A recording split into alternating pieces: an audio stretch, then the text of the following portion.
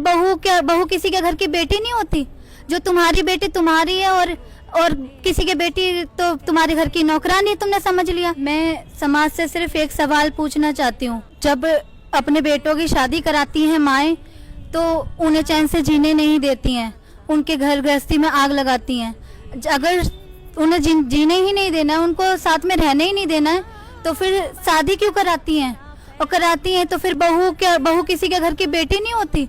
जो तुम्हारी बेटी तुम्हारी है और किसी की बेटी तो तुम्हारे घर की नौकरानी, तुमने समझ लिया। अगर या तो कोई शादी कराए तो माँ को समझना चाहिए कि वो भी किसी के घर से आई है, वो भी तुम्हारी बेटी की तरह बेटी समझो। नहीं समझ सकते तो शादी कराना बंद कर दो अपने बेटों की। अगर ये कोई प्रॉब्लम फेस कर रहा है तो वो सहे। मैं कहती हूँ इसके खिलाफ आवाज उठाओ, अपने हस्बैंड के खिलाफ आवाज उठाओ, अपने घर वालों के खिलाफ आवाज उठाओ और मायका जैसी जगह में आओ। मायका हमारे लिए बहुत कुछ करता है।